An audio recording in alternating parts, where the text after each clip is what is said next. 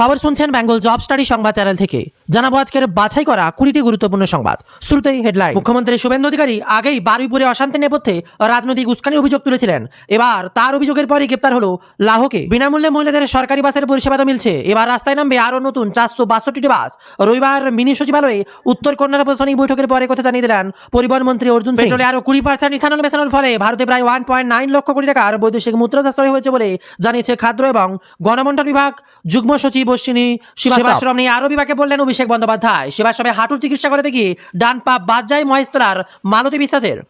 ওড়িশা ইসকনের রথযাত্রা উদযাপনের সময় নিয়ে তীব্র বিতর্ক শুরু হয়েছে। কলিঙ্গ সেনার অভিযোগ, ইসকনের পুরীর শতাব্দী প্রাচীর ধর্মীয় রীতি না মেনে নির্ধারিত সময়ের বাইরে রথযাত্রা আয়োজন করে জগন্নাথ দেবের সংস্কৃতি ক্ষুণ্ণ করেছে।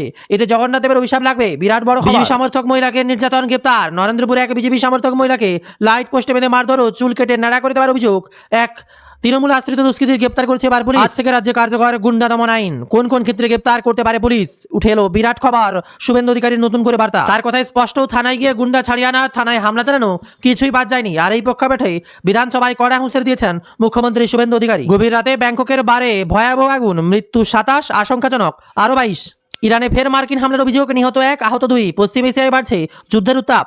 মমতার হাত ছাড়ার পর অনুব্রত নিশানা এবার অভিষেকের। তার অফিস থেকে অভিষেক আউট, বিরাট বার্তা এবার অনুব্রত মণ্ডলের মুখেই।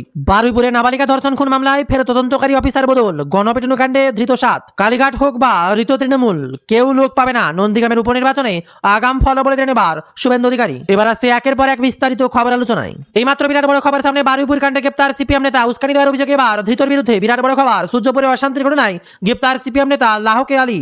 এবার উস্কানির অভিযোগে গ্রেপ্তার লাহোকে আলী বলেই খবর সামনে উঠে আসে।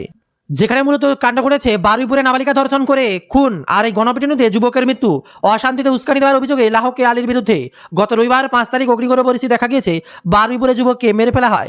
আর এই ঘটনার 7 দিন পর গ্রেপ্তার সিপিএমের রাজ্য কমিটির সদস্য লাহেক আলী। এলাকায় দীর্ঘদিনের পরিচিতি সিপিএম নেতা এই লাহেক আলী। অভিষেক বন্দ্যোপাধ্যায়ের সেবাশ্রম নিয়ে একের পর এক ফাঁস করা তথ্য। সেবাশ্রমে ইন্টারনারদের টাকার টোপ, ক্যাম্পে গেলেই মিলবে শংসাপত্র। অভিষেক বন্দ্যোপাধ্যায়ের সেবাশ্রম নিয়ে অভিযোগ এবার মালদা মেডিকেল কলেজের ইন্টারনার।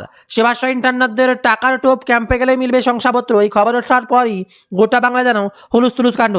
খবর উঠে আসছে অবৈধভাবে মেডিকেল ক্যাম্প চালানোর অভিযোগে আগেই উঠেছিল। এবার সেবাশ্রম নিয়ে অভিযোগ, অভিষেক বন্দ্যোপাধ্যায়ের বিরুদ্ধে এফআইআর দায়ের করা হয়েছে। এবার মুখ খুললেন সেবাশ্রমের অংশ নেওয়া এক ইন্টার্ন। একের পর এক চাঞ্চল্যকর অভিযোগ তুলেছেন তিনি। তার কথায় স্পষ্ট, সেবাশ্রম ইন্টারনেটদের টাকার টোপ, ক্যাম্পে গেলে মিলবে শংসাপত্র। অভিষেক বন্দ্যোপাধ্যায়ের সেবাশ্রম নিয়ে অভিযোগ এবার মালদা মেডিকেল কলেজের ইন্টার্নার। তার অভিযোগ, ছোট ক্যাম্পে দিনে 1500 টাকা ও বড় ক্যাম্পে 5000 টাকা দেওয়ার টোপ। সেবাশ্রয় ক্যাম্পে গেলেই দেওয়া হবে অভিষেকের দেওয়া শংসাপত্র। সেবাশ্রয়ে হোয়াটসঅ্যাপ গ্রুপে পাঠানো এক গুগল ফর্মে বলেছিল নিজের বিস্তারিত নাম, ঠিকানা, ফোন নাম্বার ওই ফর্মে দিতে হবে। অভিষেক বন্দ্যোপাধ্যায় সবাইকে শংসাপত্র পাঠাবেন বাড়ি বাড়ি। ক্যাম্পের পর মেলেনি শংসাপত্র ও টাকা। অভিযোগ ইন্টার্নার। প্রেসক্রিপশনে নিজের নাম ও রেজিস্ট্রেশন নম্বর লেখা দরকার নেই, শুধু সই করলেই চলবে, এমনটাই নির্দেশ দেওয়া হয়। সেবাশ্রম ক্যাম্পে ছিল না কোনো সিনিয়র চিকিৎসক। সমস্ত ইন্টারনাল হোমিওপ্যাথি এমবিবিএস পড়ুয়াদের নিয়ে চলছিল ক্যাম্প থেকে কিছু নির্দিষ্ট ওষুধ দিতে বলা হয়েছিল। সেবাশ্রয় নিয়ে অভিযোগ, ডায়মন্ড হারবার ক্যাম্পে যাওয়া মালদা মেডিকেল কলেজের ইন্টার্নার। ভয়ানক তথ্য সামনে উঠে আসতে এবার হুলুস তুলুস কাণ্ডের মুখে পড়তে পারেন এবার অভিষেক বন্দ্যোপাধ্যায়। তা নিয়ে নিজেই চিন্তায় বলেছেন। সেবাশ্রয় নিয়ে ভুরি ভুরি অভিযোগ উঠেছে। এবার এই চাঞ্চল্যকর অভিযোগ নিয়ে গোটা বাংলা তোলপাড়। অন্নপূর্ণা যোজনা নিয়ে এবার জরুরি বার্তা মুখ্যমন্ত্রী। অযোগ্য থাকলে কত তারিখ অবধি চলবে ভেরিফিকেশন? রইল বিস্তারিত গুরুত্বপূর্ণ আপডেট। যেখানে ম্যাচে দায় গিয়ে ফের অন্নপূর্ণা যোজনা নিয়ে বার্তা মুখ্যমন্ত্রী শুভেন্দু অধিকারীর। অন্নপূর্ণা যোজনা আবেদনকারীদের মধ্যে যোগ্য অযোগ্য নিয়েও এদিন কথা বললেন মুখ্যমন্ত্রী। আর তারপরে বিরাট বার্তা সামনে উঠে এলো, যেখানে এদিন স্পষ্ট করে মুখ্যমন্ত্রী বলেন কাউকে চিন্তা করার কোনো দরকার নেই। পূর্বতন সরকারকে তোপ দেখে তিনি বলেন 500 টাকা লক্ষ্মীর ভান্ডার দিতে গিয়ে 9 মাস লাগিয়ে দিয়েছিল। 1,20,00,000 লোককে তো 1.5 মাস দিয়ে দিয়েছি। বাকি যারা যোগ্য তারা পাবেন, অযোগ্য থাকলে বেরিয়ে যাবেন। ভেরিফিকেশন 30/8/2026 অবধি চলবে। প্রত্যেকটা বিধানসভায় গড়ে 35 থেকে 40 হাজার মহিলা পেয়েছেন। ওরা আমাদের ধন্যবাদ দিয়েছেন। মোদিজির নামে জয়ধ্বনি হচ্ছে। বাকি যদি প্রয়োজন হয় আরও 2000, 5000, 7000 প্রকৃত প্রাপক থেকে থাকেন তারাও পাবেন। দ্বিগুণ হয়েছে টাকার অঙ্ক। অন্নপূর্ণা যোজনা এখনো পর্যন্ত আবেদনকারী 1,60,00,000, বাদ গিয়েছে 26 লক্ষ আবেদনকারীর নাম। সম্প্রতি জানিয়েছেন মুখ্যমন্ত্রী শুভেন্দু অধিকারী। পশ্চিমবঙ্গের প্রায় 1,30,00,000 মহিলার ব্যাংক অ্যাকাউন্টে পৌঁছায় অন্নপূর্ণা যোজনা প্রকল্পের দ্বিতীয় কিস্তির টাকা।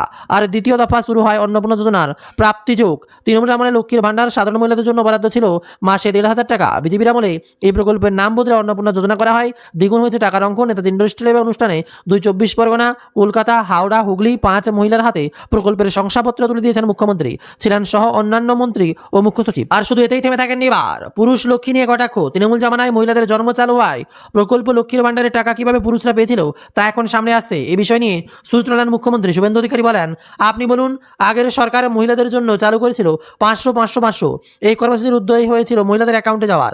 আপনি অবাক হয়ে যাবেন, এর 2 কোটির মধ্যে 10 লক্ষ পুরুষ বেরিয়েছে। লক্ষ্মীর ভান্ডারের নামে টাকা কি পুরুষের অ্যাকাউন্টে দেওয়া উচিত?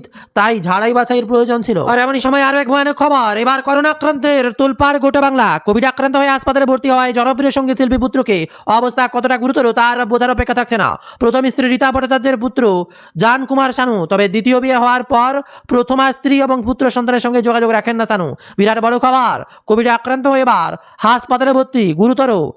বাবা কুমার শানুর পুত্র সে, আবার বাবার সঙ্গে যোগাযোগ প্রায় নেই বললেই চলে। কিন্তু বাবার পথে হেঁটেই মিউজিশিয়ান তিনিও। জান কুমার শানু সঙ্গীত শিল্পী হিসেবে বেশ জনপ্রিয় তিনি। হামেশাই বিভিন্ন জায়গায় তিনি শো করেন, এমনকি প্লেব্যাকের কাজও করেন। তবে বাবার প্রসঙ্গে তেমন কিছু কথা বলতে নারাজ তিনি। অন্যদিকে সন্তানের প্রসঙ্গ উঠলেও কুমার শানু তার মেয়েদের কথাই বলেন। জান কুমার শানুকে নিয়ে কথা বলতে চান না কুমার শানু। তার প্রথম স্ত্রী রীতা ভট্টাচার্যের পুত্র জান কুমার শানু, তবে দ্বিতীয় বিয়ে হওয়ার পর প্রথম স্ত্রী এবং পুত্র সন্তানের সঙ্গে যোগাযোগ রাখেন না শানু। নিজের চেষ্টাতেই জনপ্রিয়তা পেয়েছেন জান কুমার শানু। তিনি বিগ বস 14-তেও জনপ্রিয়তা পেয়েছেন। তবে সদ্যই সোশ্যাল মিডিয়ায় নিজের এই অসুস্থতার কথা শেয়ার করে দিয়েছেন জান কুমার শানু। আবারও করোনা আক্রান্তের খবর শুনে তুলপাড়। সোশ্যাল মিডিয়ায় একটা রিল আপলোড করে দিয়ে সোশ্যাল মিডিয়ায় তিনি লিখেছেন, হাসপাতালে ভর্তি রয়েছেন, গায়ে হাসপাতালের পোশাক, এমনই ছবি সঙ্গীত শিল্পী রিলে জানিয়েছেন। কোভিডে আক্রান্ত হয়েছেন তিনি, সে কারণে মুম্বাইয়ের কোকিলাবেন হাসপাতালে ভর্তি রয়েছেন তিনি। এবং ক্যাপশনে অবশ্যই জান কুমার শানু মজা করে লিখেছেন, চীনা সে আয়া মেরা দোস্ত, এবার কোভিড ও সালাম করো। অর্থাৎ তিনি কোভিড আক্রান্ত হয়েছেন, সে কারণে হাসপাতালে চিকিৎসাধীন থাকতে হচ্ছে তাকে। সোশ্যাল মিডিয়ায় মজার চলে এই রিল শেয়ার করে নিলেও প্রত্যেকে সঙ্গীত শিল্পীর সুস্থতা কামনা করেছেন। অনেকে আবার প্রশংসা করেছেন যে মজার চলে তিনি এরকম একটা গুরুত্বপূর্ণ অসুস্থতার কথা শেয়ার করে নিয়েছেন। তবে প্রত্যেকের সুস্থতার কামনা করেছেন সঙ্গীত শিল্পী। বলিউডের পাশাপাশি টলিউডেও কাজ করেছেন জান কুমার শানু। প্রসঙ্গ সদ্যই চিকিৎসকেরা বলছেন, এখনও কোভিড আক্রান্ত হচ্ছেন মানুষ। এই ভাইরাস এখনও থাবা বসাচ্ছে মানুষের শরীরে। তবে কোমোডিটি না থাকলে আগের মতো আর আত্মঘাতী নয় কোভিড। এবার আসছি সরাসরি আবহাওয়ার খবরে। দক্ষিণবঙ্গে ভারী থেকে অতি ভারী বৃষ্টির পূর্বাভাস। আজ বৃষ্টি হতে পারে কলকাতায়। রথের দিন থেকে দক্ষিণবঙ্গে ভারী থেকে অতি ভারী বৃষ্টিপাতের পূর্বাভাস দিয়েছিল হাওয়া অফিস। এবার ভারী বৃষ্টি হতে পারে মুর্শিদাবাদ এবং নদিয়া জেলাতে। বিরাট খবর সামনে উঠে আসছে, দক্ষিণবঙ্গে দুর্যোগ জারি সতর্কতা। আরও বৃষ্টিপাতের সম্ভাবনা কলকাতায় জানিয়েছে হাওয়া অফিস। আগামীকাল থেকে আরও বাড়তে পারে বৃষ্টির পরিমাণ জানিয়েছে হাওয়া অফিস। এছাড়াও রথের দিন থেকে দক্ষিণবঙ্গে ভারী থেকে অতি ভারী বৃষ্টিপাতের পূর্বাভাস দিয়েছে হাওয়া অফিস। ভারী বৃষ্টিপাত হতে পারে মুর্শিদাবাদ নদিয়া জেলাতেও।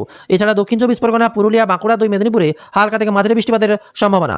এ থাকছে আজকের গুরুত্বপূর্ণ খবর। আরও কিছু গুরুত্বপূর্ণ খবর জানতে আমাদের ওয়েবসাইট bengaljob-study.in ভিজিট করুন। আর লেটেস্ট খবরগুলো আপনার জেলাভিত্তিক জানতে কমেন্টে অবশ্যই আপনার জেলার নামটি লিখে জানান। আর অবশ্যই আমাদের ওয়েবসাইট মনে রাখবেন bengaljob-study.in, গুগলে সার্চ করে এখন লেটেস্ট আপডেট পেয়ে যেতে পারেন।